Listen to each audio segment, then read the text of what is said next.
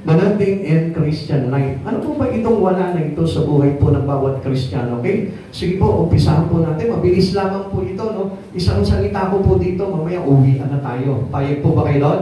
Kaya wala matutulog na mga Panginoon, bawal matulog. Pakisabi mo sa sarili mo, bawal akong makinig. Ay, matulog. Sorry. Ha? Bawal matulog. Amen? Ang matutulog, hindi na magigising. Magigising pa rin. Tinatakot ko kami, Pastor. Hindi. Kasi mas mainam. Di ba natatandaan niyo po yun si Eutico sa Bible? Na kung saan nagsesermon po ito si Pablo. Nandun po sila sa ikalawang palapag. Nahulog po ito si Eutico dahil nakatulog. Patay. Nakatulog, patay. Yes, nasa Bible yan, Book of Acts. Tapos anong po nangyari yan? Buti na lamang po, si Pablo ay kinasihan ng Espiritu ng Jesucristo. Kaya nang niyakap niya si Eutico, nabuhay. Amen. Pag may tulog dito, yayakapin ko rin kayo. Amen. Okay, tingnan nga natin, meron ba natutulog? Yung nagtutulog-tulog na naman sila. Oh. Gusto magpayakap. Amen. Sister Mary, kunyari, inaantok na ngayon. No? Talaga na. Ay, yakap lang natin kanina. Hello? Kaya huwag kayong matutulog, ha?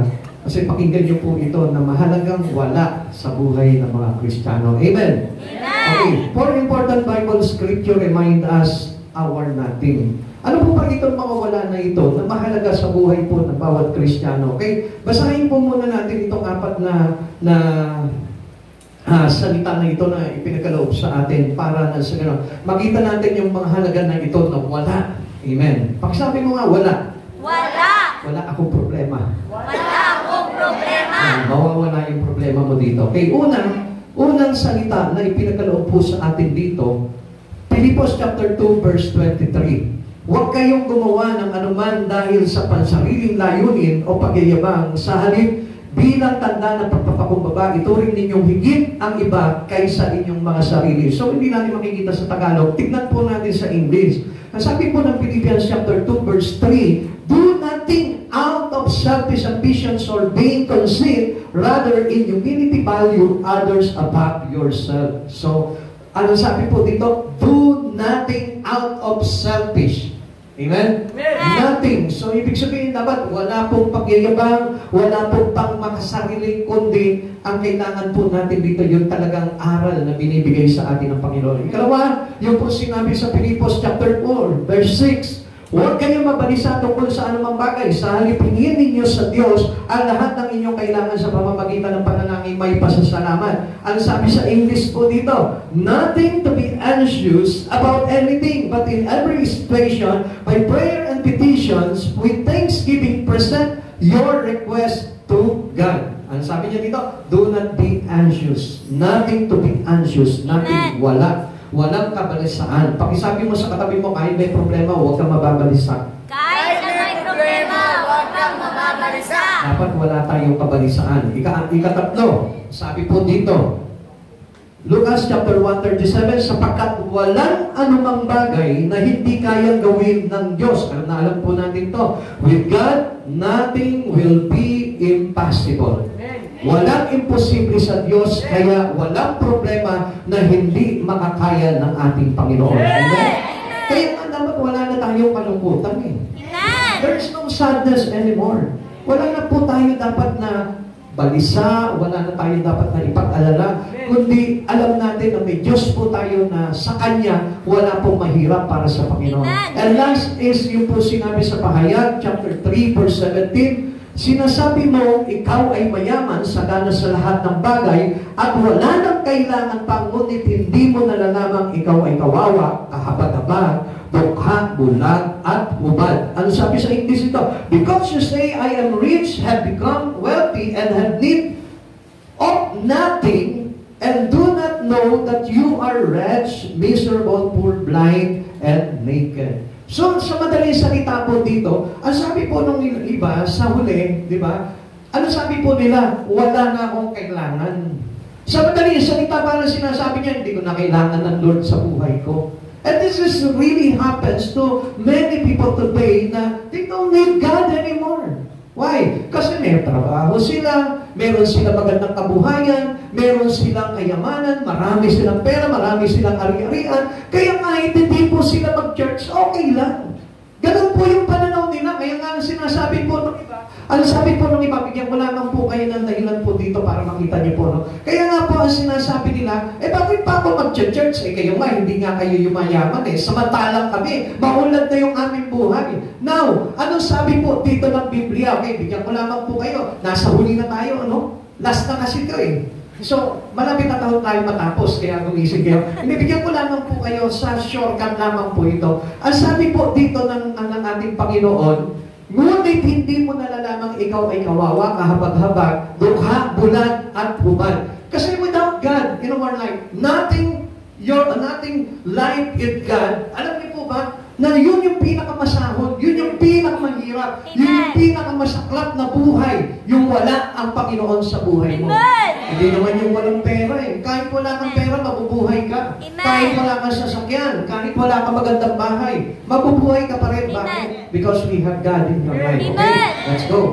Mag-start na po tayo ngayon. Important nothings in the Bible. Ano po ba itong mga important nothings? Ano itong mahalaga na ito na wala na sinasabi dito sa Biblia? Una, the nothing of activity in Christian service. Ano sabi po dito? Let nothing be done through strife and vainglory. Huwag tayong gagawa o huwag tayong gagawa ng parang mas kala natin higit pa tayo sa iba. So yung gagawa ka sa pakikipagtalo, gagawa ka ng mga bagay para sa Panginoon, sa pansarili po lamang. Ano po yun? Ang ibig sabihin nun, it is vainglory. Wala pong saysay po yung mga bagay na yun. Do nothing out of selfish and ambitions or vain conceit. So sa madaling salita, nothing to do out of selfishness. Wala kang dapat na gawin na para lamang sa pansarili. Kaya tayo naglilingkod sa Panginoon. It is really because we know that God ay hindi Diyos ng pangsarili, kundi Diyos ng para sa lahat. Kaya nga, hindi natin pwede sabihin na hindi ko kailangan ng Diyos sa buhay ko. No, every one of us need God. Amen. And without God in your life, I tell you, that was a miserable life. Walang kwentang buhay. Kaya nga kumisan, alam niyo po, sa mga anak po natin, sa mga maliliit na bata po ngayon, parang hindi na po nila nalalaman ang kahalagahan ng Diyos sa buhay po nila Kaya ano po sabi po ng Pilipos chapter 2 verse 3, ulitin po natin, huwag kayong gumawa ng anuman dahil sa pansariling layunin o pagyayabang, sa halip bilang tanda ng pagpapakumbaba, ituring ninyong higit ang iba kaysa sa inyong sarili. Alam niyo po ba kung bakit sinabi po ng Lord sa atin ito, na kung gagawa kayo, ituring yung mas higit sa inyo ang iba, para nang sa ganun wala po tayong paghambog. Para hindi natin sabihin magaling ako Para hindi natin sabihin mahusay ako Para hindi natin sabihin higit ako sa Kanya Kaya nga po tinuturuan tayo ng Lord na tayo po'y magpakumbaba para nang sa ganon tayo po mismo ma-reach out natin yung presence ng Lord, yung po pagtuturo ng Lord sa buhay po natin, maunawaan po natin. And without humbleness, kung hindi po tayo marunong magpakumbaba sa Panginoon, we do nothing understand about the words of God. Hindi natin mauunawaan. Kapag mayroon ka dito, I tell you, you cannot understand whatever God teaching you about His Word. Tandaan po natin yan. Matututunan lamang po natin na gumawa talaga ng totoo sa Panginoon kapag alam mo na yung salitang humbleness. Pag alam mo na yung salita na pagpapakumbaba.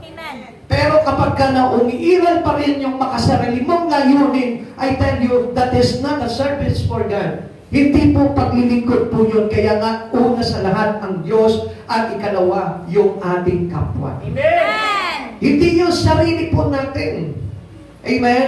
Kasi kung minsan, nauuna tayo sa Diyos at pumapangalawa yung Diyos at pangatlo yung kapwa. Dapat ang mauna po sa atin, Diyos, kapwa, tapos tayo, sarili natin. Amen. That was out of selfishness. Kaya sabihin mo sa katabi mo, huwag mauna ang sarili mo, unahin mo ang Diyos, tapos ako. Huwag maunahin ang sarili mo, unahin mo ang Diyos. Kaya hindi niyo po ba napapansin? Kaya po mayroon tayong paglalaban-laban, kasi nga una yung sarili natin. Hindi, dapat ako mauna. Bago ikaw, dapat ako muna. Pag pinagpala ng Lord, dapat ako muna pagpalain bago ikaw. Ganun po yung ating kaisipan. Amen. Yung pa parang gusto natin, tayo agad yung unang-unang bibigyan ng biyaya ng Panginoon. Kaya tayo nagtatalo-talo. Parang gusto natin sa atin agad yung favor ng Lord bago sa iba. Pero ang sabi ng Lord, dapat we do giving our favor first to the Lord and second to our neighbor. Amen. Kaya nga, ang kailangan po dito, limutin yung sarili po muna natin. Amen. Sapagkat pag natutunan po natin that we give first favor to the Lord and second to our neighbor, then makikita mo, lahat ng binigay mo na favor sa Lord, ibabalik sa iyo. Amen. Kaya doon po nagbubunga yung pagpapakumbaba ng isang tao. Alam niyo po ba yung paglalaban, pag-aaway-away, pagkatalo-talo, ang ibig sabihin po niyan ay strife.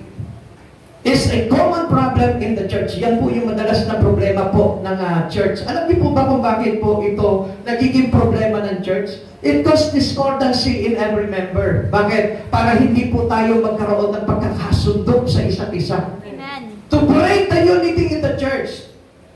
Ayaw po kasi ng kaaway na tayo po'y magkaisa. Ang gusto ng kaaway, yung against to each other. Amen. Yung paglaban tayo sa bawat isa. Yung hindi ka sumasang-ayon sa kapwa mo. Yung hindi ka sumasang-ayon sa mga kapatid mo.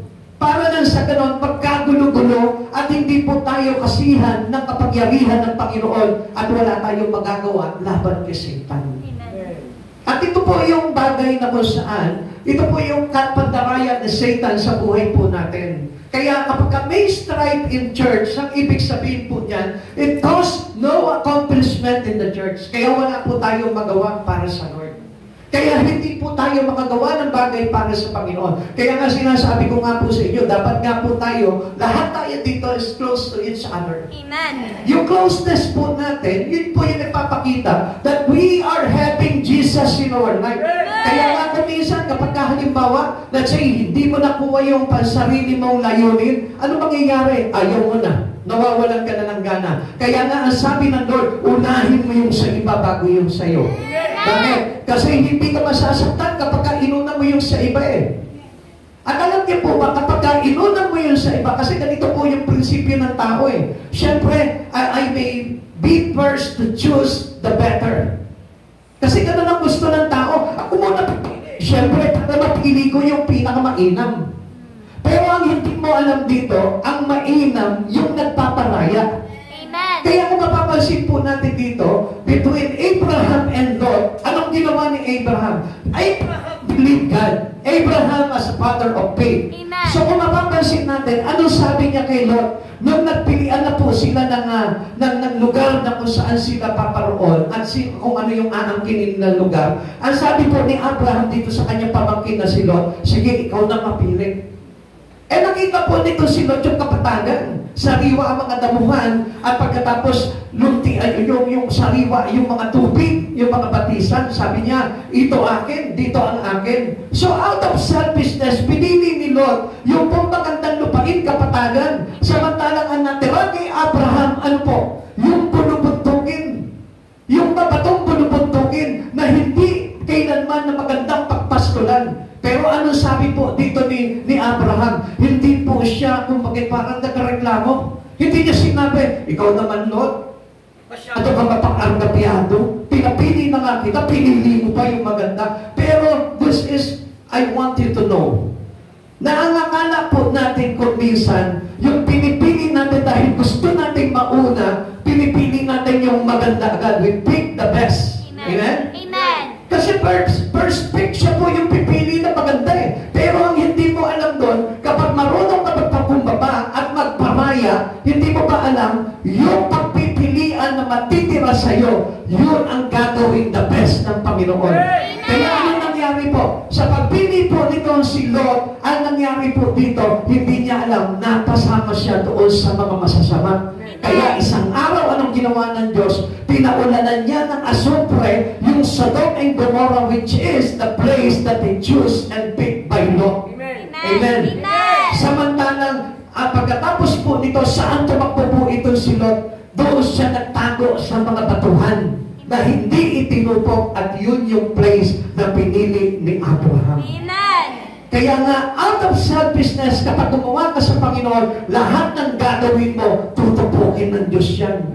Pero kapag marunong ka magparaya at hindi ka nakikipagtalo, nakikipaglaban, lahat ng natitira sa iyo na hindi nila pinili, yun ang pagpapalain ng Diyos. Amen? Kaya nga, alam niyo po, ito po yung talagang paglilingkod sa Panginoon. Na sa atin po, kailangan matutunan po natin na hindi po tayo nakikipaglaban para lang sa ating pagmakasariling layunin po naman. Sabi po dito, strife hinders the work for Christ. Kaya nga hindi po nagbubunga at hindi gumaganda yung ating paglilingkod sa Panginoon. It is really because nahahadlangan ng ating pagiging selfish. Yung ating pagkikipagtalo, yung ating pagkikipaglaban, yung ating hindi pagbibigay sa kapwa po natin kung bakit po hindi na tayo makagawa pagdating sa Panginoon. Ano po ba ito mga words that hindered us?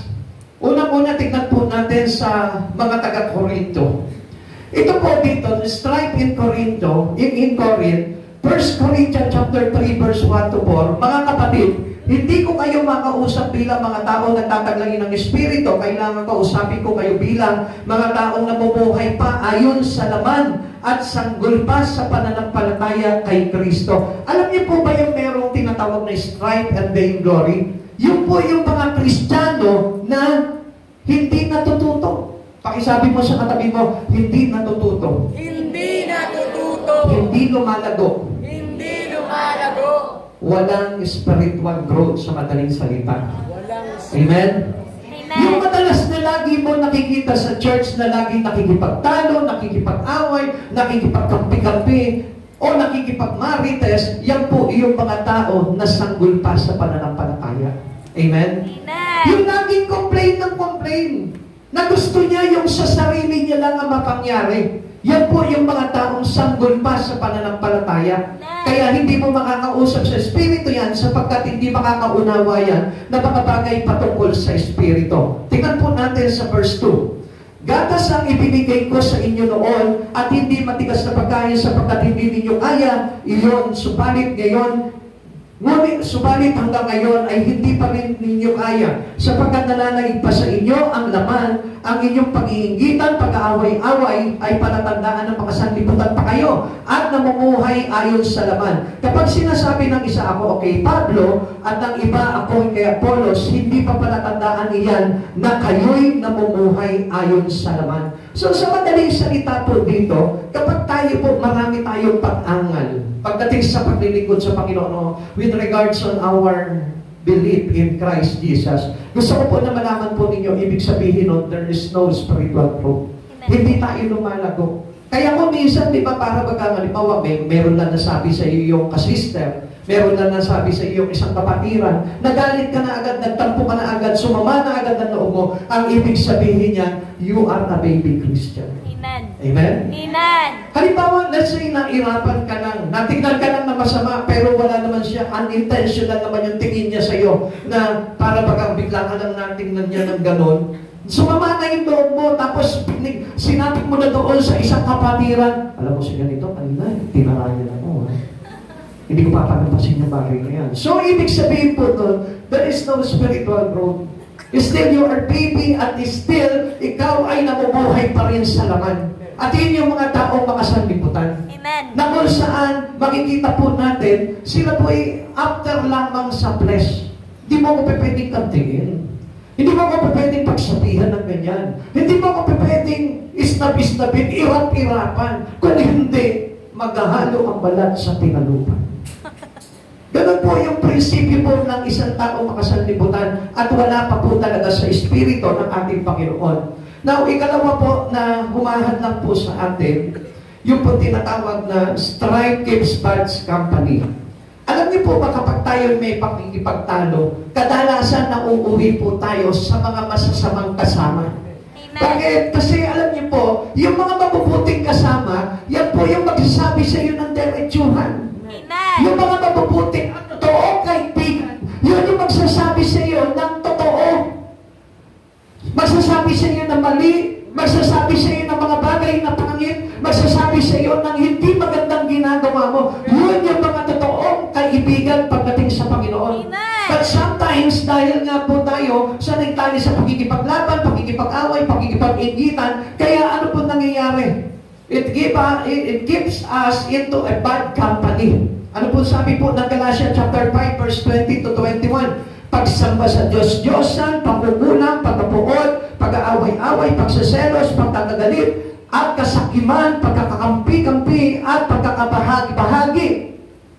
Pagkaingit, pagpatay, paglalasing, walang habas sa pagsasaya, at ibabang katulad nito, muli ko kayong binabalaan ang mga gumagawa ng mga ito ay hindi magkakaroon ng bahagi sa kaharian ng langit.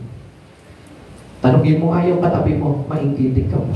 Mainggitin ka ba? Matapuhin ka ba? Matapuhin ka ba? So ang ibig sabihin po niyan, you have no place in heaven. Lagi ka ba nakikipag-away? Lagi ka ba naiinggit, nagsaselos, o kung ano ba yung mga bagay na nabanggit po dito? Ang ibig sabihin niyan, you have no place in heaven. Sapagkat ang gusto po talaga sa atin ng Panginoon, yung po nothing and strife and vainglory. Yung igagawa ka ng isang activity mo pagdating sa Panginoon na wala kang masasagasaan tao. Na wala kang kairingan, na wala kang makakagalit, na wala kang kumbagay parang nagbibigay sa iyo ng sama ng loob. Kaya nga mga kapatid sa Panginoon, gusto ko po na malaman po ninyo, ang totoo po talaga naglilingkod sa Panginoon at lumalapit sa Panginoon at lumalago sa Espiritu sa Panginoon ay yung mga taong marunong magpakumbaba at magparaya. Amen? Amen. Sapagkat kapag ganap na po yung pagkakilala mo sa Panginoon, ikaw po mismo, mapapansin mo sa sarili mo, bakit ganito pasensyoso na ako. Dati isang hirap lang sa akin, sa bunot na katapat niyan eh. Amen? Amen. Hanggang ngayon, ganun pa rin po ba tayo? Kaya ngayon po yung binabago po sa atin ng Panginoon eh. Kaya nga, pinapalago ng Lord yung pasensya po natin. Kaya kung mapapansin niyo po, in church, marami po yung mga tao na parang nanaiting ka, i-criticize ka, i-insultuhin ka, i-chismis ka. Bakit? Because God wants you to have spiritual growth. Amen.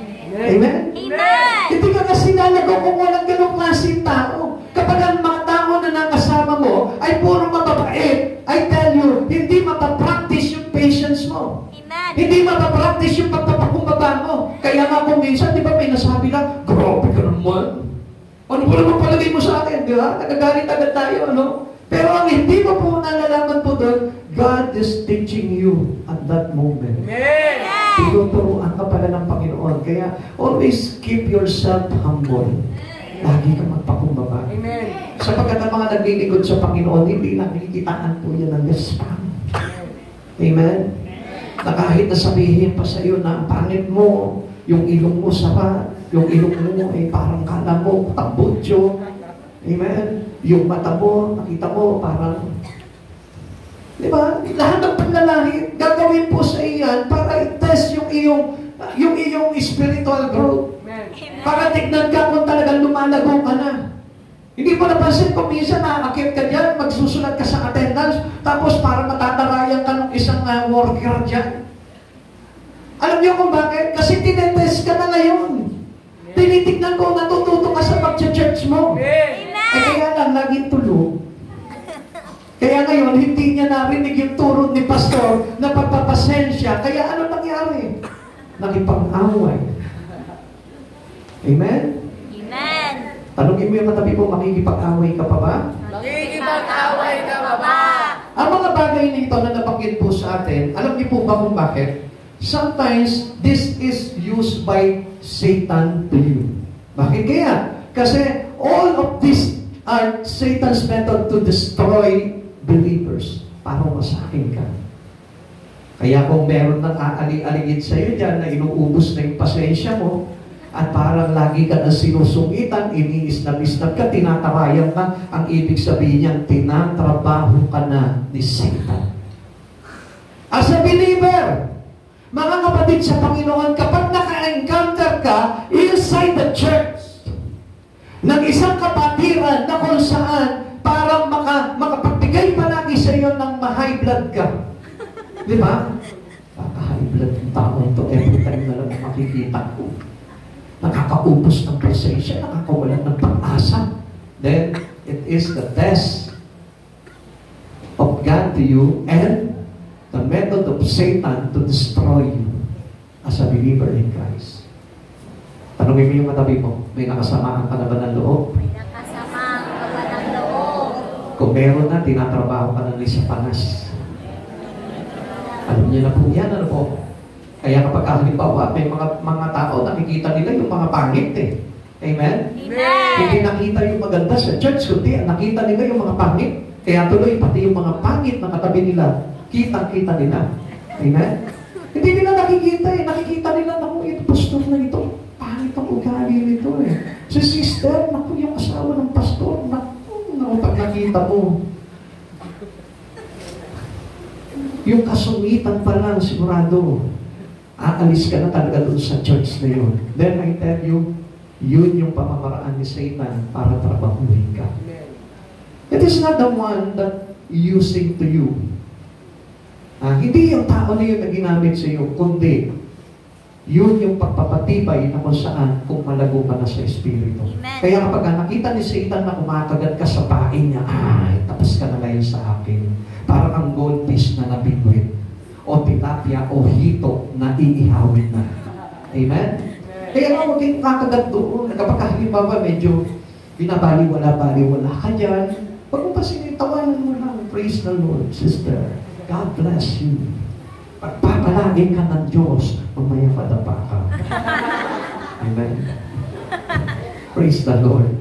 Okay, ano pa po yung mga handang po sa atin sa paggawa po natin sa Panginoon? This life is earthly, sensual, devilish. So, ang sabi po dito sa Santiago chapter 3, verse 14 to 18, ngunit kung ang naghahari sa inyong puso ay inggit, makasariling hangarin, huwag ninyong iyang ipagmalaki, huwag ninyong ikaila ang katotohanan. Ang kanyang karunungan ay hindi galing sa langit, hindi makalupa, kundi makalupa, makalaman at mula sa demonyo. So, sa madaling salita, yung pansariling hangarin po pala, ay hindi po yan gawain ng isang Kristiyano. Ng isang tao na naglilingkod sa Panginoon. Kaya nga yung pagiging makasarili ay yung nagpapakita ng kung saan wala sa kanya ang katotohanan.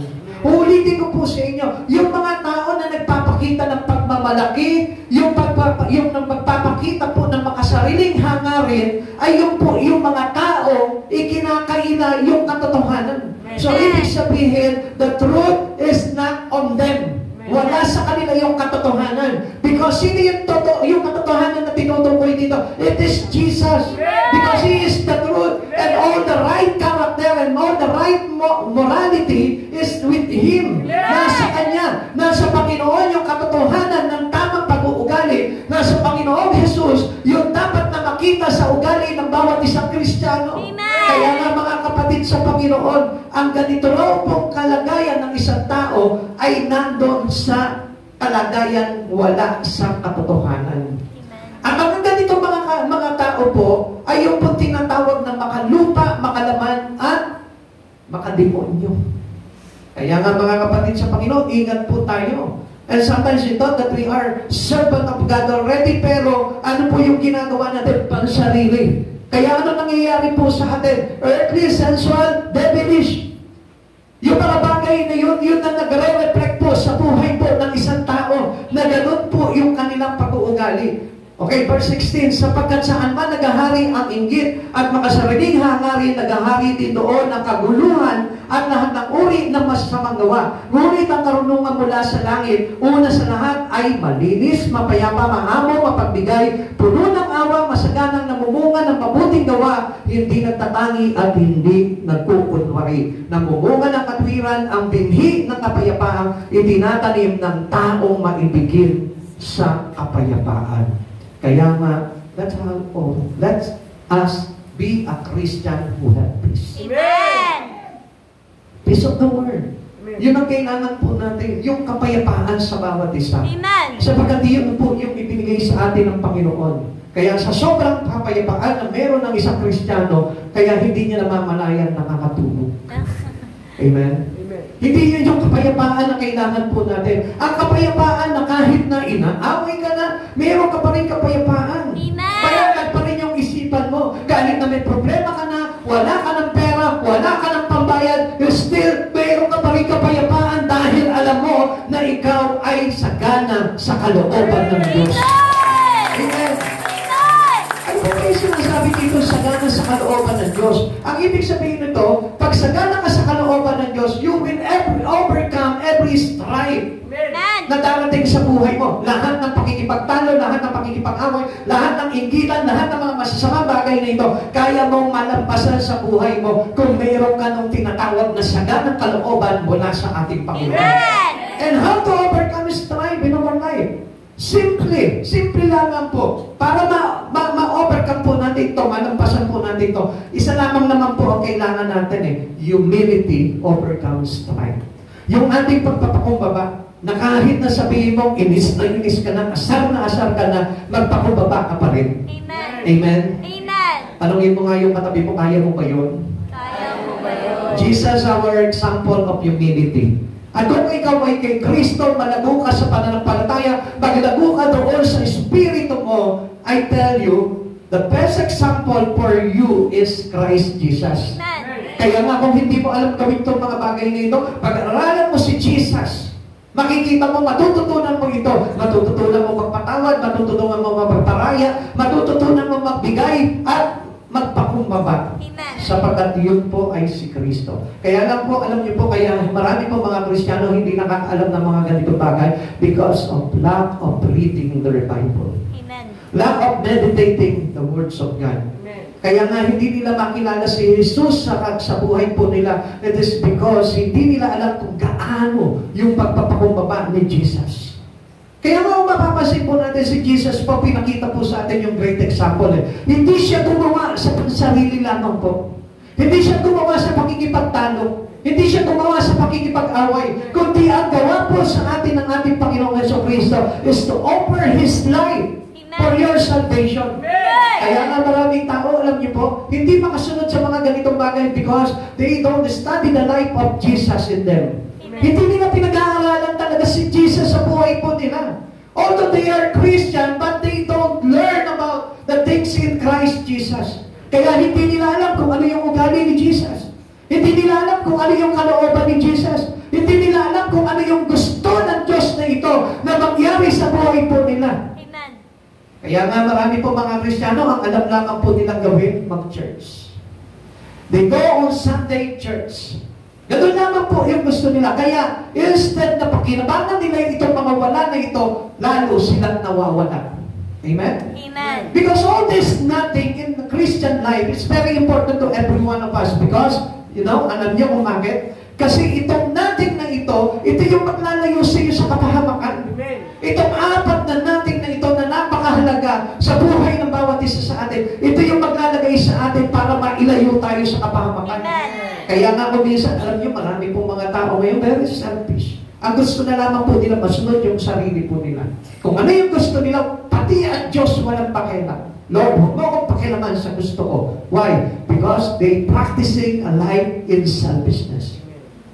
Kaya nga hindi na nila tinatanong ang Lord Lord, ano ba yung gusto mo sa akin? Gusto ng Lord, gusto ko anak magparaya, gusto ko hindi ka na nakikipag-away, gusto ko mapagpakumbaba ka na. But if we study the life of Jesus, this is how we learn about the things in Him. Doon natin matututunan yung pagpapakumbaba ni Jesus. Doon natin matututunan yung pagsunod ni Jesus. Doon natin makikita yung pagpapasakop ni Jesus. At doon natin makikita yung sacrifice ni Jesus sa buhay niya para lamang mahandugan ka ng buhay na walang hanggan.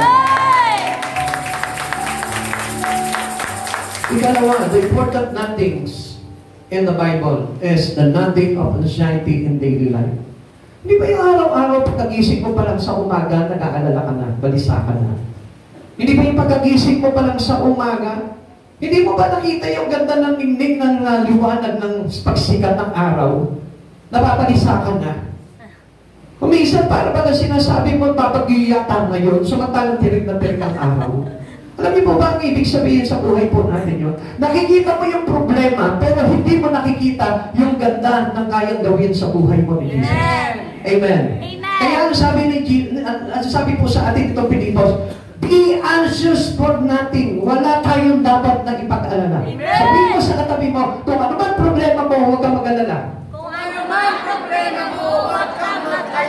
May solusyon yan mga kapatid sa Panginoon. Instead na magmukmuk ka dyan, anong dapat na solusyon dyan? Lumapit ka kay Kristo. Amen! Let's say sabihin po natin, may kaaway ka. Anong dapat doon? Sugurin mo. Hindi yun na. Sumugod ka kay Jesus. Amen!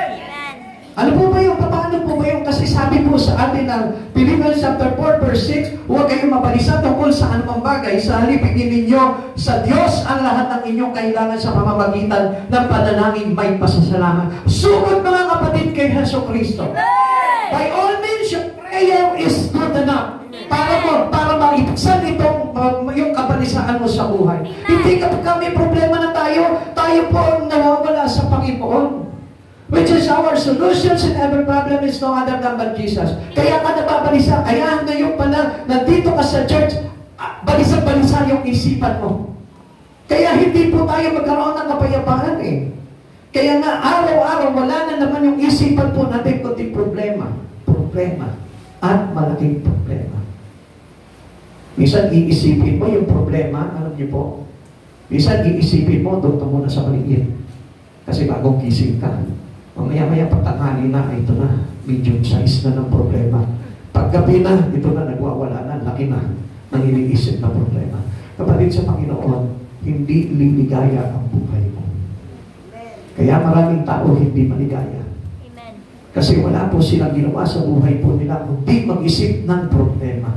Bakit hindi mo isipin yung mga magagandang bagay sa buhay mo? Katulad na rin pa nung asawa mo. Pagkagising mo pa lang sa umaga, tingnan mo na agad yung asawa mo. Ang ganda. Amen? Parang hindi kayo papos sa mga asawa niyo. O titingnan mo yung nanay mo, tingnan mo yung tatay mo. Hindi pa rin. Tingnan mo yung crush mo. Diyan kayo magaling. Kaya napapahamak ang mga Kristiyano po ngayon dahil iba ang tinitignan. Hindi yung ganda ni Kristo. Tingnan mo yung mga bagay na maganda sa buhay mo. Huwag yung kabalisaan. Kaya nga pagkagising mo pa lang, alam nyo, parang nakakita na po kayo nung pad na pang grade 6. Sino po dito yung meron na nung estudyante ka? Ba? Ano yung pad na pang grade 6? Ha? Mahaba, ano? Mahaba tapos puro linya-linya ng blue. No? Pagkagising mo ng umaga, makita mo puro linya ka na dito. Parang pag-paper na pang grade 6 yung noon mo. Sa kakaisip mo ng kabalisaan sa problema mo. Amen? Amen? Kaya nga ang mga tao po ngayon, parang niloloko yung sarili nila eh. Amen?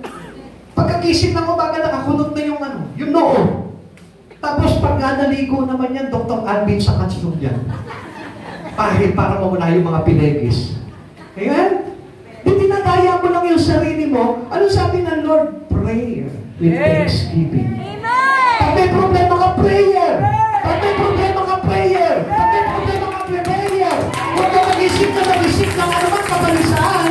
Ang sagot po dyan, pray lang yung pray. Amen? Palibasa maraming Kristiyano ngayon, tamad mag-pray. Matagal ng Kristiyano, 10 taon ng Kristiyano, hanggang ngayon, hindi pa rin nagpe-pray. Amen.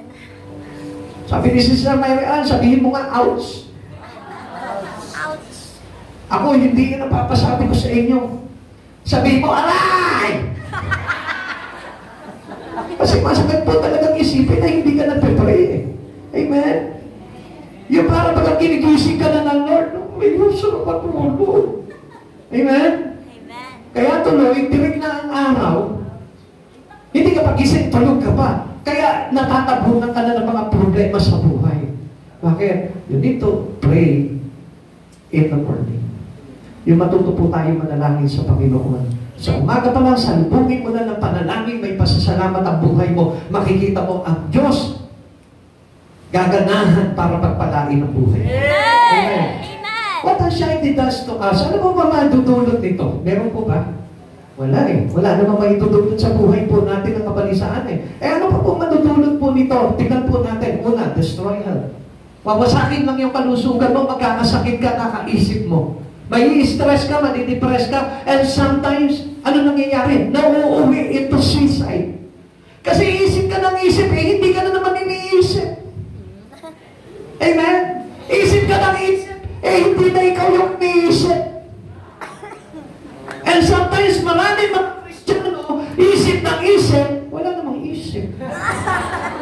pasahin po doon. Amen? Amen? Ano magagawa natin? Nandiyan na yung problema. Isang bagay na lamang ang dapat mong gawin yan. Face the problem. Amen. Pero ang malaking problema dito, kung ang problema mo ay yung mukha. Do not face the problem if the problem is your face. Amen? Kaya nga dapat po, hinaharap ang problema. At hindi yung mukha mo ang maging problema sapagkat, alam niyo po ba, ang tao po na punong-puno ng problema, problema rin ng pamilya. Sister Mary, pagka namang problema yan, pati ako namang problema eh. Minsan nagre-relax ka, ano po, nakahiga ka. Dahil nire-relax mo yung katawan mo. Ito na, pagbigkas na ng bibig dito si Sister Mary Ann, may babayaran tayo. Bahala ka sa buhay mo. Pero nagugulat naman ako na babayaran niya po yun. Amen? So, meaning, buhay ang Diyos. Pag marunong ka manalangin, nabubuhay ang Diyos talaga sa buhay ng tao. Pero alam niyo po ba, masasabi ko sa mga Kristiyano na hindi nagpe-pray na walang Diyos. Bakit? If you know that you have God in your life, you do pray Him. Amen. Amen? Amen. Kaya nga kapag alam mo na may Diyos ka talaga, ikaw mismo magpe-pray ka. Now, what anxiety does to us? Ano po ba nagagawa sa ating kapisan? Destroy home. Kaya nakikita nyo, nagtatalo-talo dahil sa problema. Nagtatalo-talo dahil sa kapalisaan ng bawat isa. Hindi pa na makausap, kaya ano nangyayari? Nauuwi sa away. Amen? What else? Destroy dreams and accomplishment. Kaya hindi tayo pinagpapala eh. Kaya hindi po nangyayari yung mga magagandang bagay na pinapangarap natin sa buhay po natin. Why? Kasi nababalisa ka eh.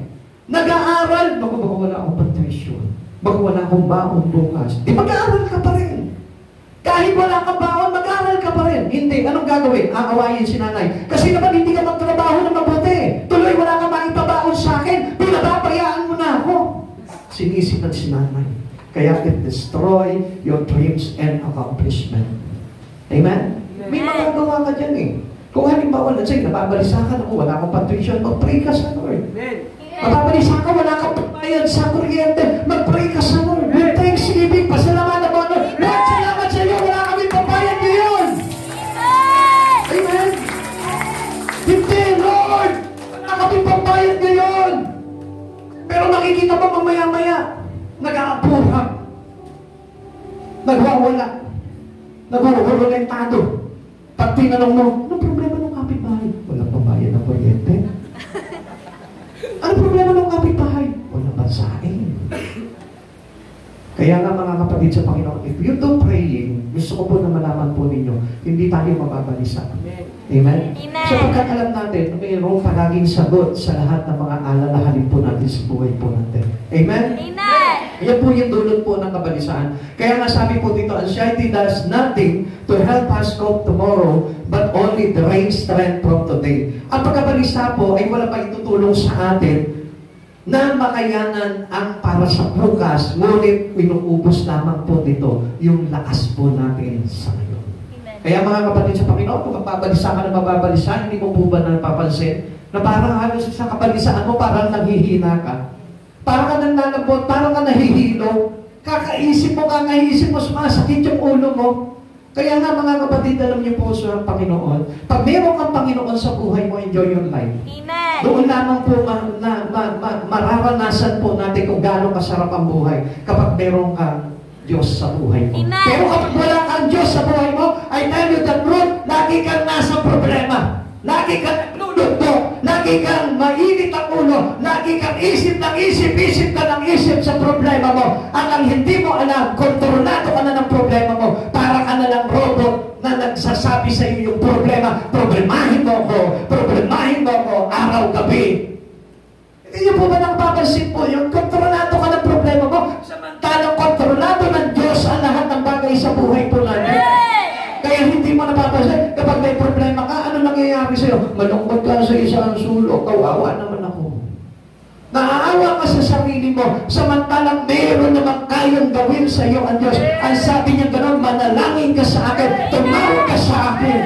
Amen? Call unto me and I will answer you. I will show you great and mighty things that you will know. Kapatid sa Panginoon, ang daming pangako na akin tutugon ako. Ang sabi ng Lord, kung tatawag kayo sa aking pangalan, ipagkakaloob ko ano man yung inyong hinihingi. Mga kapatid sa Panginoon, there is only one solution. Pray, pray, pray, pray. Manalangin ang Panginoon, and every prayer has a solution, and every prayer has a power to break all your problems. Kapatid sa Panginoon, yan ang kulang ng Kristiyano eh. Minsan angal na lang sila ng angal. Pastor, mahirap ang buhay, walang pera. Pastor, kaya hindi mag-church, walang pera. Alam niyo kung bakit walang pera? Walang prayer. Alam niyo kung bakit walang kagalakan? Walang prayer. Alam niyo kung bakit walang kapayapaan? Walang prayer. Alam niyo kung bakit walang lalo sa Espiritu? Walang prayer. Because prayer is powerful. Prayer can break all the bondage in life. Prayer can move mountain. Prayer can move the hands of Jesus. Kapag nananalangin ka, doon gumagalaw ang kamay ni Yesu Cristo para tumain lahat ng mga pagsubok sa buhay mo. But if you won't pray, pag hindi ka nagpe-pray, I tell you, hindi gagalaw sa buhay mo yung kamay ni Yesu Cristo. At papaano ka na? Walang mangyayari sa buhay mo kung hindi ka magpe-pray. Because faith in Christ overcome anxiety. Alam niyo, ang tao po na may pananampalataya sa Lord, nagpe-pray. Ang tao walang pananampalataya, hindi po kailanman magpe-pray po yan. Faith prays, kaya nga po, hinihingi ninyo sa pamamagitan ng panalangin may pasasalamat yung mga bagay na kalutasan sa mga pagsubok po natin. Ikatlo, the important nothings in the Bible is the nothing of almighty power. Parang kung minsan nakakalimutan natin na walang kapangyarihan ng Diyos eh. Pero alam niyo po ba, baliktad po yung isipan po ng maraming Kristiyano eh. Pero alam po natin itong verse na ito. For God nothing shall be impossible. Alam natin walang imposible sa Panginoon, pero bakit puno-puno ka ng problema? Bakit parang puno-puno ka ng takot? Bakit parang hindi ka lumalapit sa Panginoon? Bakit parang iniiwasan mo, Lord, at sa iba ka lumalapit? Samantalang alam mo that Jesus is Almighty God. Amen. That Jesus has almighty power. At alam natin na walang imposible sa Kanya. At alam po ba natin bilang mga Kristiyano na mayroon tayong Diyos na makapangyarihan sa lahat, na makagagawa ng lahat ng bagay sa buhay po natin. Ano po sabi po ng Lucas chapter 37, sapagkat walang anumang bagay na hindi kayang gawin ang Diyos. Kaya niyang gawin lahat. Kaya niyang paungarin ang buhay mo, kaya niyang pasayahin ang buhay mo, kaya niyang ibigay sa iyo yung pangarap mo, kaya niyang ibigay lahat ng makakabuti sa iyo. Kaya lang kapatid sa Panginoon, iniisip kasi ng mga Kristiyano ngayon, yung gusto niya pero hindi naman gusto ng Lord. Kaya kung minsan sinasabi nila, unanswered prayer ako, pastor eh. Hindi naman tinutugon ng Lord yung panalangin ko. Bakit? Katulad nga po ng sample ko. Minsan gusto mo magka-boyfriend pero boy ka naman. Paano tutugunin ng Lord yung bagay na yun? Gusto mo halimbawa, magkaroon ka halimbawa ng swimming pool, eh wala ka pa namang bahay. Amen? Amen. Amen? Amen. Sabi mo, bibili ako ng kama, wala ka namang kwarto. Puro kusina yung bahay mo. Amen? So, ibig sabihin, ang Lord answer your prayer accordingly to what lives you have. Kung anong buhay meron ka, at kung ano yung bagay na maganda makabubuti sa'yo, yun lang yung tutugunin ng Lord. Pero yung mga bagay na hindi naman angkop sa buhay mo at makakasama pa sa pamumuhay mo, hindi ibibigay sa'yo ng Lord yan. Pastor, ay ang alam ko kasi pag dumami yung pera ko, gaganda ang buhay ko, babait ako. Yun ang pagkakaalam mo. Yung ang konti pa lang ang pera mo eh. Hindi na gumaganda ang buhay mo. Yung pa kaya marami. Amen? Amen. Ito, tignan niyo po mga kapatid. No? Para kung bibiyayaan ng Lord na maraming pera. Kung sa konting pera, eh hindi mo ma-share sa iba. Amen? Nahihinayang ka. Let's say, sabihin po natin may 500 ka, hindi mo ma-share yung 200 mo. Sayang eh. 500 lang pera ko eh.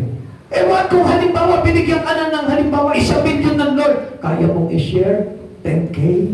Kaya mong i-share 50K? Kaya mong i-share 500K?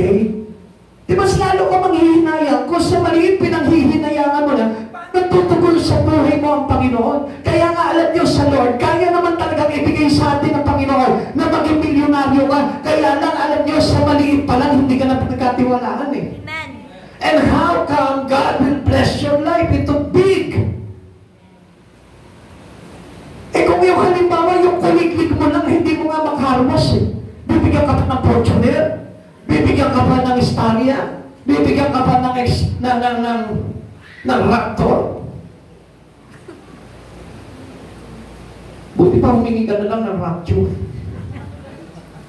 Amen? Naintindihan niyo po yung ibig ko po sabihin? Nothing shall be impossible to God. Walang bagay na mahirap sa Panginoon. Kaya lamang na parang tingin mo na hindi tumutugon ang Panginoon sa mga buhay na kailangan mo sa buhay mo dahil hindi naman match sa iyo. Amen? Amen? Amen. Parang kang humingi po dyan ng isang bagay na parang hindi naman para sa iyo, pero gusto mo sa iyo. Amen? Amen. Naalala ko nga po yung kaibigan ko po nung araw. Sabi niya gano'n, bakit ako laging binibigo ng Lord? Meron ako, bakit? Sabi ko, paano ko ba binigo ng Lord? Meron kasi akong crush eh. Alam mo naman, pinipretry ko na gusto ko na magkaasawa. Sabi ko, bakit sino ba yung crush mo? Kilala mo yun si Christina. Christina? Sabi ko, sino to? Si Christina, hindi mo ba nakikilala yun yung nandun sa likod ng bahay niyo? Sabi ko, si Christina, may asawa na yun eh. Crush ko siya eh. Paano ibibigay ng Lord yun? May asawa na pala. Come on, people of God. Pwede pa ba yun? Pero sa tao, pinapapwede, ano? Maganda to sa langit, tama ng pangit. Pero that was true. Minsan hinihingi natin, hindi na po pwede. O kaya naman, halimbawa, humihingi ka. Pastor, gusto ko talagang ipagpuloy sa Lord. Sports car eh. Humihingi ka ng sports car. Sports car naman ng kapitbahay mo yung hinihingi mo. So, paano ibibigay sa iyo ng Lord yun? Sana hingin mo yung sports car na wala pang may-ari. Amen. Amen? Amen. Amen? Amen. Minsan na nakita ko, lumisan, nagalit po ako. Kasi meron po nung may na-minister po ako dyan sa plaza. Sabi niya gano'n sa akin. Sabi niya, pastor po pala kayo. Ay, pastor, matagal na po ako talaga naghahanap sa Lord. Buti na lamang po, pinadala kayo ng Lord. Pastor, sabi niya, bago kami maghiwalay, sabi niya, pastor, pwede ko po ba makuha yung number niyo? Ano ka ba naman? Sabi ko, grabe ka naman, ba't hindi ka pumili ng bagong number mo? Ba't kukunin mo yung number ko? Inadaan na sa ako niya. Pero ganun pa man, cute pa rin. Amen? Kesa nang problema ka, ano? Kesa ba nang kwentuhan mo palagi, laki ng babayaran namin naman yun. Laki ng utang, may due date ako na bukas. Sa isang linggo, due date na naman, due date. Dapat sa'yo, pinangalan sa'yo, due date. Mary Judith. Ang ganda ng pangalan, Mary Judith Messina. Gandang pangalan. Sino di ka gusto pangalan, Judith? Ha? Matatagtag ka ng Judith. I'm a Shen Judith. Puro Judith na lang. Dapat pala pinangalan mo sa'yo, anak. Francesca Judith Messina. Sebastian Judith Messina. Ganda na mga pangalan, ano? Puro Judith. Kasi wala nasa isip, kundi walang kayang gawin sa buhay nila, Panginoon. Pero alam niyo, kahit na sunod-sunod pa yung due date mo, if you know that you have Almighty God and nothing shall be impossible to the Lord, I tell you, walang due date na magpapakaba sa buhay mo. Walang due date na maglalagay ng takot sa buhay mo. Walang utang na hindi mababayaran because we have Almighty God, the powerful God, that we can do anything for us. Amen? Siya yung makakagawa ng mga bagay na yun eh. Tingnan niyo po ha. Consider the challenge to Mary's faith. Di ba? Si Maria, isa siyang birhen na kung saan dalaga siya. Wala siyang asawa. Pero ano po sabi po sa kanya? She was to give birth to Jesus. Paano yun sabi ni Mary? Paano mangyayari yun? Wala akong asawa. Pero anong ginawa po dito? This to be accomplished without a man. Di ba? Nangyari ito. Wala akong asawa. Wala naman akong boyfriend. Pero hindi pa sila kasal. Alam niyo po ba, na bawal po na magdalang tao ang isang dalaga po nung araw nang hindi pa kasal, kundi ang parusa po nun is to stone to death. Amen? Babatuhin. Pero ano sabi niya gano'n? Nothing impossible to God. Walang imposible sa Panginoon. Mapangyayari niya ang lahat ng bagay. Alam niyo mga kapatid sa Panginoon, nangyari po yung mga bagay na yun, kaya meron po tayong tagapagligtas na ating Panginoon Hesus Kristo. Kaya alam niyo mga kapatid sa Panginoon, pwede rin po magpalabas ang Lord sa atin ng solusyon sa problema natin. Amen. Pwede po ang bawat isa sa atin na punong-puno ng problema at kayong posiblihan sa buhay ay pwede rin pong magkaroon ng posible. Amen. Bakit? Because we have God in your life. But in your life, in your own, you cannot do the impossible things to be possible. Pero gusto ko malaman mo, pagka meron kang Jesus sa buhay mo, yung imposible bagay pwede maging posible sa buhay mo. Bakit? Because Jesus can do all the things that is impossible to your life. At Diyos ang nakagawa nun. Just have faith in Him, manampalataya ka sa Panginoon, maniwala ka sa Panginoon, and God will do the rest for you. Kaya lang, alam niyo, maraming mga Kristyano hindi nagtitiwala sa Lord eh. Maraming Kristyano hindi tumatakbo sa Panginoon, tinatakbuhan ng Lord. Hindi sila lumalapit sa Panginoon, lumalayo sila sa Panginoon. Lalo na pag may problema na, hindi na sila dumadaing pa sa Panginoon. Mga kapatid sa Panginoon, you need God in your life. Kailangan natin ng Diyos sa buhay po natin sapagkat walang imposible sa Panginoon. Kung sa buhay lamang po natin, maraming imposible. Mahirap na sabihin na tayo po ay magkaroon ng kasiguraduhan sa mga pangarap natin sa buhay. It is impossible. Pero through Him, through Jesus Christ, it is possible. Bakit? Kasi hindi mo naman alam kung gagraduate ka talaga bilang mga estudyante. Kasi hindi mo naman alam sa pagtatrabaho mo, iyayaman ka talaga. Pero, ang Diyos kaya niyang ipangyari yung mga bagay na yon na walang kasiguraduhan. Kaya niya yung uncertainty to become certain. Amen? Amen. Yung mga bagay na walang kasiguraduhan, kaya niyang bigyan ng sigurado sa iyo.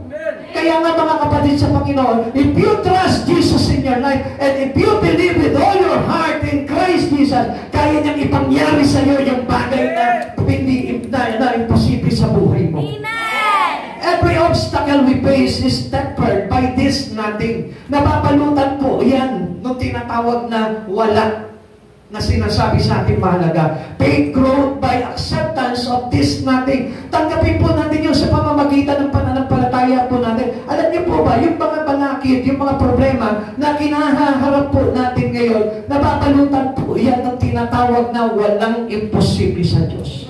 Amen? Kaya nga tayo umawit nun eh, walang imposible sa ating Diyos. Kaya niya gawin lahat. Amen? Amen. Kaya ng Lord yun eh. That was our faith. At alam niyo po ba, hindi gagalaw ang kamay ng Lord kung hindi ka mananampalataya sa Kanya. And make your faith into prayer. Kailangan yung pananampalataya mo lagi nauuwi sa panalangin. Alam niyo, minsan nananampalataya sa Panginoon, pero hindi tayo nagpe-pray. Kaya yung kamay ng Lord, lagi lang po naka-close para sa atin. Alam niyo po ba na every person, every Christian who do praying, bumubukas po yung kamay ng Diyos at bumubuhos yung kanyang pagpapala. Alam niyo mga kapatid sa Panginoon, hindi mahirap ang buhay kung marunong ka mag-pray. Kaya nagiging mahirap ang buhay dahil maraming Kristiyano, even born again Christian, hindi marunong mag-pray. Ang alam nilang prayer, Lord, salamat. Lord, thank you. Lord, balutin mo ako. Sino ka Sharon Cuneta? Kapatid sa Panginoon, ang panalangin sa Panginoon ay pakikipag-usap ng isang taong may relasyon sa Kanya. Hindi yan yung basta, Lord, wala kaming pagkain ngayong pagkain naman yan. Lord, akong pera ngayon, may babayarin pa naman ako dyan. Pengi naman.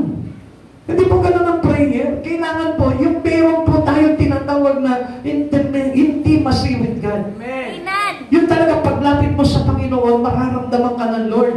Yung paglapit mo sa Panginoon, mararamdaman niya yung puso mo na nasa Kanya. Amen. Hindi ba yung lalapit ka sa Panginoon, who is this stranger? Sabihin sa inayo, sino ka? Bigla ka na lang humihingi sa akin. Hindi ka pa nga nagpapakilala sa Kanya eh. Kapatid sa Panginoon, itong ginagawa natin is one way for us to know to God.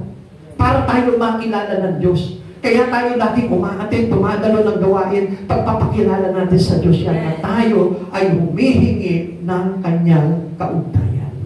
Kaya nga kapatid sa Panginoon, huwag po natin lilibanan yung mga bagay na yun. And we do prayer because kilala na tayo ng Panginoon. Kaya nga hindi nagpe-pray yung mga tao. Alam niyo kung bakit? Because they didn't know God. Hindi nila kilala ang Diyos. Kaya nga hindi sila nananalangin eh. Bakit? They didn't know that in God, nothing shall impossible.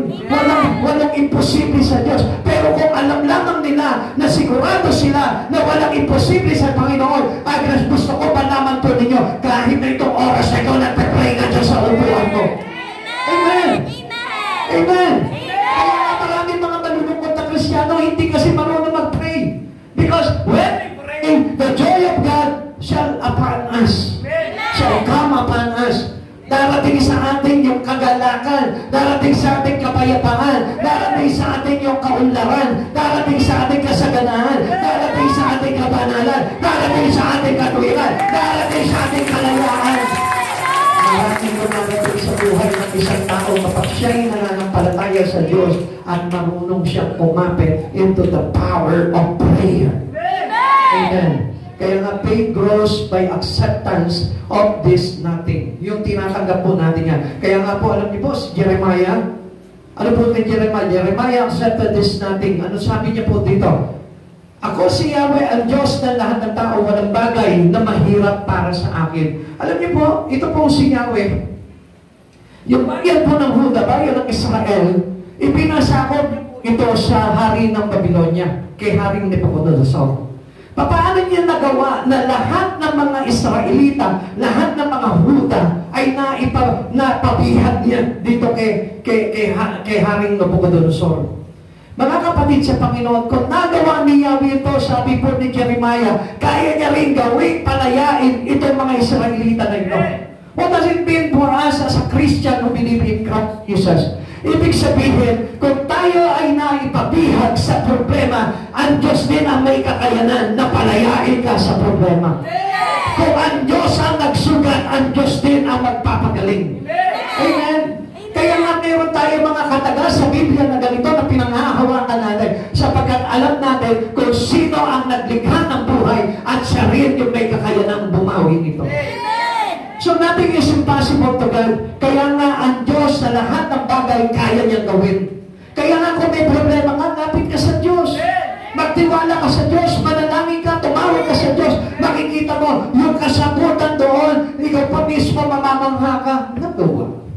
Nangyari. Akala ko hindi kaya. Kaya pala ng Diyos. Kaya nga mga kapatid sa Panginoon, ang ating pag-asa ay na kay Jesus sapagkat walang imposible sa Kanya. Sabi nga, kahit bumili ka ng helicopter, kahit na bumili ka ng jet plane, kahit na bumili ka ng tora-tora o kung ano man yung mga yan, hindi ka makakapunta sa langit. Pero hindi kayo nagtataka, si Jesus kaya tayong dalhin doon. Wala naman sasakyan si Jesus. Amen? Sasakyan lang natin is about our faith in Him. Pag meron ka pananampalataya sa Panginoon, kaya ka na niyang ilipad patungo sa langit. Hindi na natin kailangan ng malaking pera para bumili tayo ng mga private jet. Amen? Hindi na natin kailangan pa na magaganda at magagana mga aeroplano para tayo makapunta doon. Sapat na ikaw ay marunong manampalataya at manalangin sa Panginoon. And soon, makikita mo, may password ka na patungo sa langit. Amen? Yung wala mo, nagkakaroon. Kaya nga, mahalaga ito mga wala na ito. Dahil itong wala na ito, yun ang maglalagay sa iyo sa meron. Amen? Lahat ng mahalagang wala na sinasabi sa Bible, ito ang maglalagay sa iyo sa meron para magkaroon ka ng tinatawag na life eternal. Yung apat na mahalagang bagay na wala sa Bible na sinasabing mahalagang bagay na wala, yun yung maglalagay naman sa atin sa meron. So, sa madaling salita po dito, kapag naniwala ka dito that nothing shall be impossible to God, o yung wala ng kabalisaan, yung mga bagay na yun na maglalagay sa atin pagdating ng araw sa kaligtasan. And last, the nothing of apathetic Christianity. Ano ibig sabihin po nito? Yung wala kang gana, yung wala kang interest, yung wala kang kasigla-sigla, yung wala kang kagalakan pagdating sa mga bagay sa Panginoon. Tingnan mo yung katabi mo. Ganyan ba? Yung may gana. Ganyan ba yung may galak? Ganyan ba yung may sigla? Ganyan ba yung may Diyos? Sapagkat yung totoong tao na mayroon talaga Diyos ay wala nung tinatawag na apathetic Christian.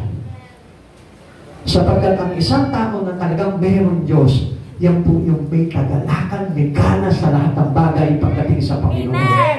Interesado siya sa word, interesado siya sa preaching, interesado siya sa soul winning, interesado siya sa prayer, interesado siya sa lahat ng bagay na may kinalaman kay Jesucristo. Amen. Amen. Alam niyo yung mga taong walang gana, they are the people who nothing care about soul. Sila yung mga taong walang malasakit sa kaluluwa. Amen. Hello? Amen. Alam niyo kaya po tayo nagiging apathetic Christian? Kaya po tayo nagkakaroon ng tinatawag na losing appetite about the Lord? Alam niyo kung bakit? Kasi wala tayong malasakit sa kaluluwa. Even our own soul, wala tayong malasakit. Kaya tayo nawawalan ng gana dahil hindi tayo nagmamalasakit sa kaluluwa natin na pagdating ng araw, kailangan ko paligtas, kailangan ko mapabilang sa paghahari ni Jesucristo, kailangan ko mapabilang doon sa kanyang kaharian. Amen. If you do caring for your soul, mahalaga sa iyo ang lahat ng bagay dito. Interesado ka sa words of God, interesado kang lumago sa Espiritu, interesado ka sa mga bagay kay Jesucristo. Amen. Kaya nga mga kapatid sa Panginoon, do not be an apathetic Christian. Pakisabi mo sa katabi mo, huwag ka mawawalan ng gana. Huwag kang mawawalan ng gana. Kung meron ng mga bagay na dapat mong ikawalan ng gana, yung mga bagay na makasanlibutan. Yung mga bagay na nagpapahirap sa kaluluwa mo. Yung mga bagay na parang naglalagay sa iyo into distractions of your soul. Yun ang ikawalan mo ng gana. Yung mga bagay na kahalayan, yung mga bagay na nakakasira sa iyo sa mundong ito, yung mga bagay na kalaswaan, yung mga bagay na kung saan maglalagay sa iyo sa impyerno, yun ang kawalan mo ng gana. Amen. Hindi yung mga bagay sa Panginoon. Minsan, alam niyo po, ang kinakawalan ng gana ng mga Kristiyano, yung kanilang paglilingkod sa Lord. Kaya ano po nangyayari? Ayaw na nila magkaroon ng magbigay ng kagalakan sa Lord. Kaya makikita mo sila, parang lagi na lamang po sila nakalugdog at hindi na po nila matanggap na napakaganda na nangyayari sa buhay ng isang tao na mayroon Diyos. Basta kontento na sila, wala kang pakialam. Bakit? Kasi minsan nabigo po sila doon sa mga pangarap nila, kaya anong sasabihin po nila, hindi ko na kailangan ng Diyos. Then, kailangan mo pa rin ng Diyos. Nothing of apathetic Christianity. Ano sabi po dito ng Pahayag chapter 3 verse 17? Sinasabi mong ikaw ay mayaman, sagana sa lahat ng bagay at wala na kailangan pa, ngunit hindi mo nalalamang ikaw ay kawawa, kahabag-habag, dukha, bulag at hubad. Kapatid sa Panginoon, ito po pala yung tinatawag na Christian, apathetic Christianity. Pag halimbawa na humaling ka na sa mga bagay na makasanlibutan. Amen. Yung para bagang ang ginagawa mo na lang sa buhay mo, yung para bagang lipagin mo na lang sa mga makasanlibutang bagay yung buhay mo. Hindi lamang po yan yung sa pagpapayaman, hindi lamang po yan yung pagbibigay ng kalayawan sa buhay mo, kundi yung bang bagay na parang nilayo mo na yung sarili mo into the God's Word. Ilalis mo na yung sarili mo into the arms of God. Yung para bagang hinubad mo na sa sarili mo yung righteousness of Jesus. Kaya nga nawalan po tayo ng gana pagdating sa mga bagay nito. Alam niyo po ba kung ano po yung mga bagay na malakas makapagpawala ng gana sa isang Kristiyano? Yung kahalayan ng mundo. Amen. Ano po ba itong kahalayan ng mundo na ito? Yung po mga tinatawag na kinauhumalingan natin sa mundo. Ano po ba ito? Yung trabaho, yung pakita ng pera, yung pagkakamal ng salapi, yung mga paglilibang, pagsasayaw, walang taros na pagsasaya sa mundong ito. Yung mga bisyo at kung ano-ano pa. Yung po yung nakakapagpawalan ng gana sa buhay ng isang mananampalataya. Kaya isang araw makikita mo yung sarili mo, wala ka na sa Panginoon, hindi mo na gusto mag-church, hindi mo na gusto mag-pray, hindi mo na gusto makinig ng salita ng Diyos. Why? Kasi iba na naman yung gusto mo. Bumalik ka na naman doon sa gusto ng iyong laman. Fear those doesn't make God's important to Him. Matakot ka na ikaw na hindi nagpapahalaga sa Panginoon. Sapagkat ang mga tao na hindi nagpapahalaga sa Panginoon, alam po natin yung kasasapitan nito pagdating ng araw. Sila yung mga tao na ibibilang sa mga dyablo para ikulong sa lake of fire.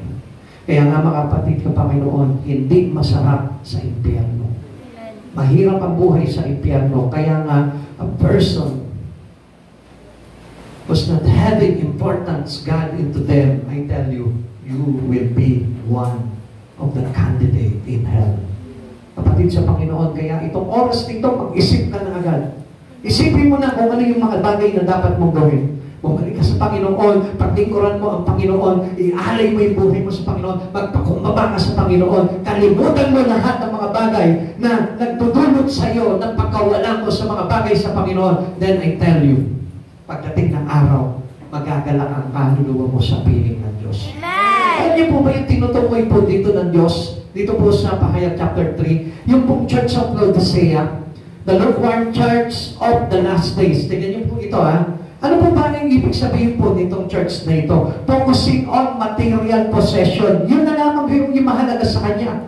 Yung mga bagay na pinanghahawakan niya sa buhay niya. Like for example, yung kanyang profession. Yung kanyang mga ari-ari.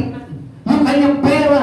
Yung kanyang bank account. Yung mga bagay na nakapagbibigay lamang sa kanya ng kaluguran sa laman. Yan po yung tinatawag na Laodicean Church.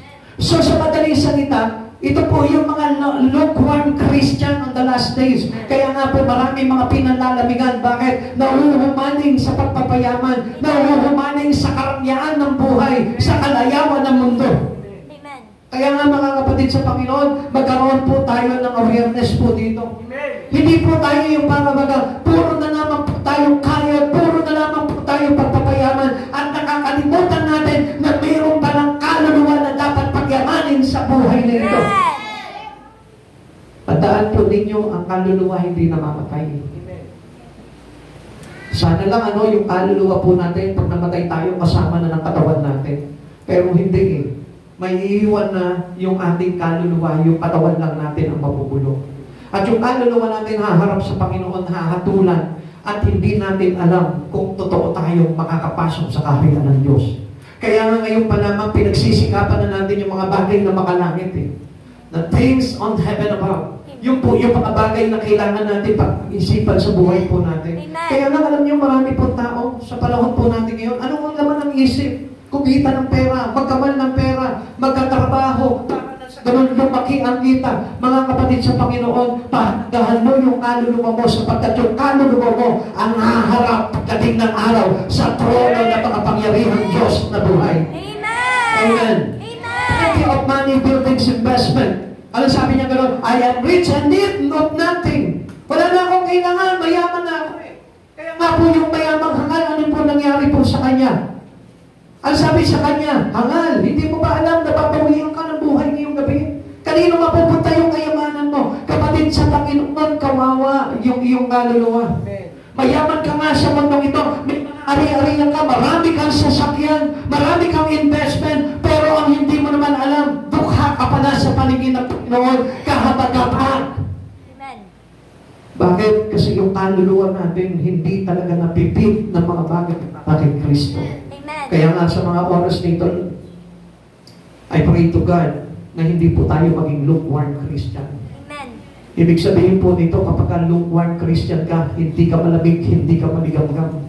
Hindi ka mainit, hindi ka malamig, kundi maligamgam ka. So ano po ba ibig sabihin po nito? A lukewarm church accomplished nothing. So ibig sabihin, kaya po pala tayo walang magawa. Tapos pagdating sa mga bagay sa spiritual, because of our lukewarmness, yung ating pagiging maligamgam, kaya pala hirap na hirap tayong gumawa sa Panginoon. Kaya pala hindi tayo makapagtrabaho sa Panginoon. Kaya po pala hindi tayo makapagbigay ng enough time to the Lord because you consider yourself as a lukewarm Christian. Ang gusto ng Lord, yung mainit. Ang gusto ng Lord, yung maalab na maalab. Ang gusto ng Lord yung buhay na buhay. Ang gusto ng Lord yung nagbubunga. Ang gusto ng Lord yung lumalago. Hindi yung nananatili lamang sa church. Amen. Kapatid, mga kapatid sa Panginoon, hindi porke nananatili ka sa Panginoon, okay ka na. Hindi lamang nananatili ka sa church na ito, okay ka na. Kundi, ang gusto ng Lord talaga dito, yung lumalago yung espiritu mo. Ang sabi po dito, they lost their faith because of their obsession with making money and making riches. Yan yung isang napakalaking kalaban. ng mga Kristiyano. Kaya namamatay yung ating mga espiritu dahil sa ating susumikap na magkamalpo ng kailangan. Kaya mga kapatid sa Panginoon, pag-isipan niyo po mabuti. Hindi masama po yumaman sa kapamaraanan na gusto ng Diyos para sa iyo. Hindi sa kapamaraanan gusto mo po lamang. Gagawa tayo out of selfishness, sabi po kanina. Sapagkat ang gusto talaga ng Panginoon, kung ano yung gusto niya na mangyari sa iyo, yun ang pahintulutan mo sa buhay mo para na sa gano'n, hindi maapektuhan yung buhay na walang hanggan. Souls around this church remain lost. Mananatiling wala pa rin sa Panginoon. Kaya kung nandyan ka, nakaupo ka ngayon, pagbungahin mo yung iyong sarili. Sapagkat ang totoo, mga Kristiyano talaga at hindi yung mga Laodicean church ay yung mga Kristiyano na nagpapatuloy, na lumalago, nagbubunga para sa karangalan ng ating Panginoon. Ang tanong po sa atin dito, are we going to religious motion? Gagawin ba natin itong mga bagay na ito sa kabanalan ng Diyos o gagawa lang tayo sa pansarili po natin? At ano pa po yung tanong sa atin dito, is it nothing to you? All yield that bypass. Lalapas lamang ba ito sa buhay mo? Dadaan lamang po ba ito sa buhay mo? O bibigyan mo talaga ng pagkakataon na magawa itong bagay na ito? Kapatid, pag-isip ka sa oras na ito. Habang may panahon pa, sapagkat ito yung panahon na kung saan inihingi ng pagkakataon na tayo po ay magbalik sa Panginoon. Malapit na po dumating ang Panginoon. Sapagkat alam niyo po ba, nangyayari na po yung ating mga pinapahayag po sa Biblia na ito pong Israel po ngayon ay patuloy ng sinasalakay. Pinagtutulungan na. So meaning, the coming of God is near. Amen. Napakalapit na po. Kaya ito yung pagkakataon na kung saan kailangan tayo magpaalab na ng Espiritu, magbuhay na ng Espiritu dahil malapit na talaga dumating ang Panginoon. At makamaabutan po tayo nito na hindi natin nagagawa yung mga bagay na dapat. Kaya nga natin laging tandaan, nothing to apathetic Christianity. Maniwala ka sa oras na ito, kinakatagpo ka ng Panginoon. Maaaring hindi mo maintindihan to dahil wala kang faith sa Lord. Pero if you have a faith in God, I tell you, nauunawaan mo to because you have the Spirit of God. Amen. Kahit ipagmalaki mo kung ano yung kakayanan mo, I tell you, walang saysay ang mga bagay na yan. Marahil hindi mo na iintindihan. Ang sabi ng Biblia, our timetable is in Israel. Kaya ngayon, ito nangyayari sa Israel, yung ipinapahayag na ititigmain sila ng mga bagay, ng mga bansa sa paligid po nila at malapit at pagkatapos nun, pasimula na ng pagparito ng ating Panginoon. Amen. Kaya nga mga kapatid sa Panginoon, maniwala ka para makapaghanda ka. But if you don't believe, hindi ka magpe-prepare at hindi ka magiging ready. Palagoy chapter 1 verse 12, wala ba kayong pakialam mga nagdaraan, hirap na ganito'y inyo namang naranasan, ito'y parusa ni Yahweh dahil sa kanyang matinding poon. Ang bigat po nito. Hindi lang natin alam kung ano yung sinasabi po nitong ang aklat na ito. Ang ibig sabihin niyan tayong lahat, dumaraan tayo doon sa mga bagay na sinasabi ng Panginoon, anong gagawin mo? Ang sabi ng Lord. Naranasan mo na ba ito ang hirap na darating na to? Ay kanyo hindi pa. Kung hirap na hirap ka ngayon sa pagkakataon na to sa buhay mo, ito yung hirap na kung saan hindi pa nararanasan ng kahit na sino. Amen. Sapagkat yung poot ng Diyos, yung matinding poot ng Diyos, ay ipaparanas niya sa mga tao, hindi nagpapahalaga sa Kanya, and do not be an apathetic Christian to Jesus. Kaya nga sabi ng Lord, pahalagahan mo na ang Panginoon sa buhay mo. Kung mahalaga sa iyong pag-aaral mo, ang trabaho mo, ang pamilya mo, masigit mong pahalagahan ng Diyos sa buhay mo. Amen. Sapagkat ito yung darating na mararanasan ng mga tao hindi kumilala sa Kanya, yung matinding poot. Amen. At akala nyo ba lahat palagi ay Diyos ng pag-ibig? Hindi natin nakita yung grabing poot ng Diyos pagdating ng araw. Because God's coming not to save us, not to comfort us, not to encourage us, but to judge us. Kaya ito, mga oras na ito, kapatid, mag-isip ka na. Sapagkat malapit na dumating ang Panginoon at yung matinding puot ng Diyos, ibubuhos niya na sa mga taong hindi tumanggap sa Kanya. How will we answer to God for our apathy? Ano po ba yung dapat na pagsagot po natin dito? Basahin po natin, Pahayag chapter 3, verse 15 to 16. Alam ko ang mga ginagawa mo, alam ko hindi ka malamig ni mainit, mabuti na sana kung ikaw ay malamig o mainit, ngunit dahil ikaw ay maligamgam, hindi mainit ni malamig, isusuka kita. Alam niyo po ba kung anong tinutukoy ng Lord dito? Ganito po yan, pakinig po kayo. Nakakilala ka na sa Lord. Nakakilala mo na siya. Nakita mo na yung kabutihan ng Panginoon. Pero anong ginawa mo? Hindi mo pinahalagahan yung mga bagay na ipinibigay sa iyo ng Panginoon. Amen. Kapatid sa Panginoon, ang ibig sabihin po dito ng pagiging maligamgam, nakilala mo na ang Diyos, pero hindi mo pa pinahalagahan yung mga bagay niyo. And you are an apathetic Christian. At sa huling araw, isa tayo sa tatanggap o isa yung mga tao na yun na hindi talaga nagbigay ng pahalaga sa Panginoon na tatanggap ng matinding poon ng Diyos. Kaya mga kapatid sa Panginoon, let us all get ready. Ihanda natin yung ating mga sarili. At sa paghahanda po na yan, gusto ko po na ipakita niyo sa Panginoon yung marundong na mula sa puso niyo ang pag-ibig niyo talaga kay Jesucristo. Huwag kayo magmalaki sa Panginoon. Sapagkat wala sino man makapagmamalaki sa Panginoon. Sapagkat wala tayong kakayanan na baguhin ang isipan ng Diyos. Wala tayong kakayanan na magkaroon tayo ng lakas, kapangyarihan para makapunta tayo doon sa kanyang kalwalhatian. Only Christ Jesus will do it. Ang Panginoon lamang makagagawa nun sa buhay natin. Kaya nga, if we are not getting ready to face this wrath of God, I tell you, isa ka sa tatanggap nitong buot na ito. Tayo po'y magsitayo sa presensya ng Lord. Handa po natin yung ating mga sarili.